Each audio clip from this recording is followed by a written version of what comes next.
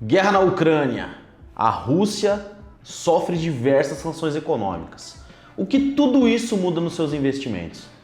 Vamos detalhar para vocês tudo o que nosso time de analistas conseguiu entender a partir dos confrontos entre Rússia e Ucrânia a partir de agora.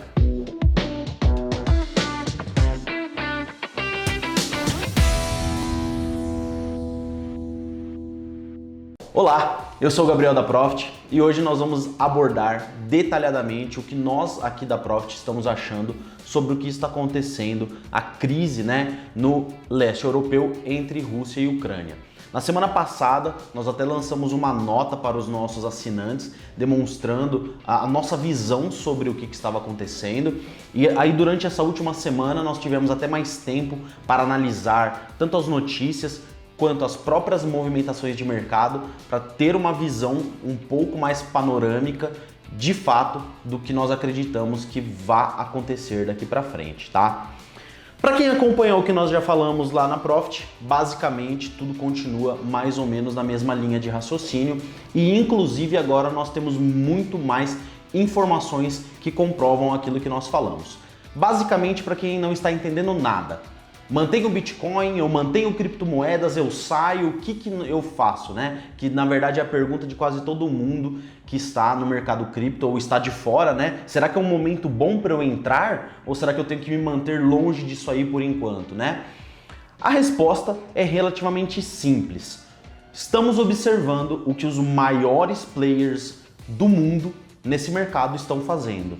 E a notícia é: as pessoas estão acumulando muito Bitcoin durante essa última semana e a gente vai mostrar para vocês, provar para vocês o porquê, tá? Tudo começa basicamente com as sanções econômicas que ocorreram entre Europa e Rússia e também entre Estados Unidos e Rússia. Então, para quem não sabe, basicamente o Ocidente implementou uma série de sanções econômicas na Rússia, basicamente privando o capital russo de, entre aspas, entrar no resto do mundo. Basicamente a Europa cortou a Rússia de um sistema de pagamento chamado SWIFT, que é o sistema basicamente como se fosse um sistema de pagamentos semelhante aos nossos boletos e Pix aqui no Brasil. Toda a Europa conseguia se comunicar por meio de pagamentos nesse sistema SWIFT. A Europa removeu a Rússia desse meio de pagamentos. Basicamente, isso fez com que os índices globais financeiros despencassem de um modo geral naquele dia, assim que a Europa decidiu implementar essa sanção. Logo depois, no meio da tarde daquele dia, os Estados Unidos também se posicionaram implementando sanções ainda mais rigorosas, principalmente no que diz respeito ao câmbio russo, aos títulos de dívida russa e também aos tesouros que a Rússia tem em dólar. Basicamente, isso fez com que o índice MOEX no dia da invasão russa despencasse praticamente 30%, saindo do patamar de quase 3.500 pontos e caindo naquele mesmo dia para 1.700 e voltando um pouquinho para fechar em torno de 2.000 pontos. Pessoal, essa foi a maior queda da Bolsa Russa desde a crise de 2008. E detalhe, voltou para níveis de pandemia, tá? Para vocês terem uma ideia do quão isso afetou a economia russa de um modo geral. Mas o que tem a ver, né? O que tem a ver a Rússia ou a economia russa com criptomoedas? Bom, várias coisas. Primeira delas, a Rússia é um dos maiores países que minera Bitcoin no mundo, tá? Então, a gente tem informações, por exemplo, de fábricas, e usinas de energia que funcionam basicamente para alimentar mineração de Bitcoin no norte da Rússia. Então, só para vocês terem uma ideia da dimensão que tem a força, talvez, da Rússia no que diz respeito ao mercado cripto.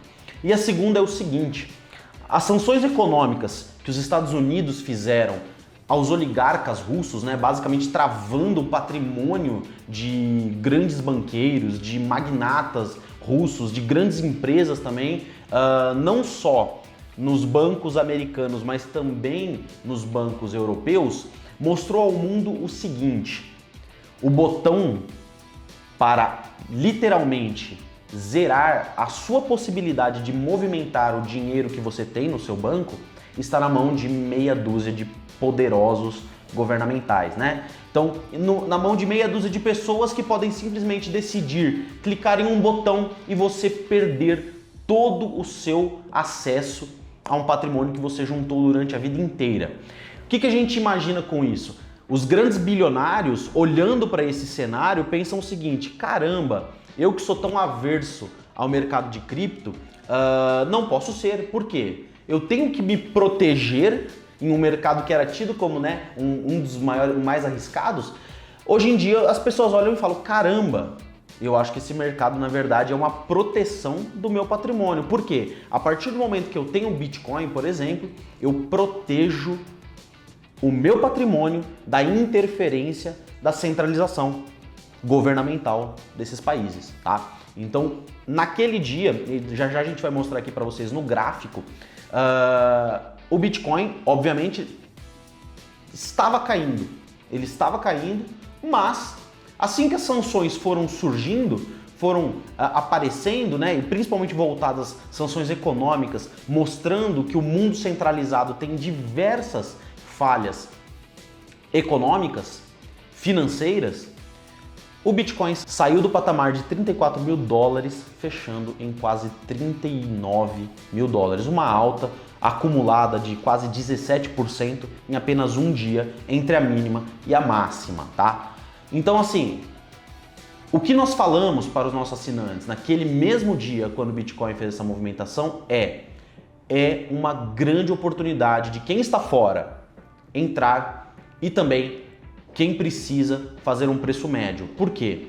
Agora o mundo inteiro está olhando para o mercado cripto e pensando: caramba, esse mercado é um mercado seguro, é um mercado onde eu protejo o meu capital e, mais do que isso, é um mercado já extremamente consolidado.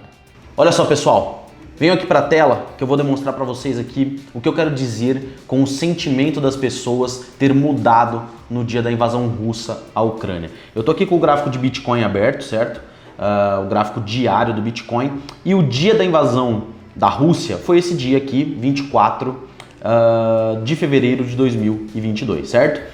Então, esse candle aqui vocês percebam que é um candle verde, né? O que demonstra que ele fechou em uma alta, mas o mais interessante desse candle é o seguinte: percebam que se a gente traçar aqui uma rentabilidade da abertura do Bitcoin naquele dia até a mínima, ele chegou a bater quase aí 8% de baixa no dia da invasão da Rússia na Ucrânia. O que significa isso? De um modo geral, as pessoas estavam com medo naquele dia, certo? Então, assim que a Rússia tomou a atitude de invadir a Ucrânia no dia, na verdade foi no dia 21, né? Foi na noite do dia anterior, mas o Bitcoin abriu justamente, né? O gráfico do Bitcoin, ele funciona no 0 UTC, né? Então ele basicamente abriu a cotação do dia 22, logo depois que o presidente Vladimir Putin anunciou a invasão russa na Ucrânia. Até basicamente 10 horas da manhã, aqui no Brasil, ele estava caindo aí cerca de 8%, né? 7,5% naquele dia. Só que o presidente Biden dos Estados Unidos tinha anunciado que a 1h da tarde ele ia fazer um pronunciamento demonstrando ali o que os Estados Unidos faria, imporia de sanções na Rússia a partir da atitude que ele teve, certo? E aí que entra o fato interessante, né?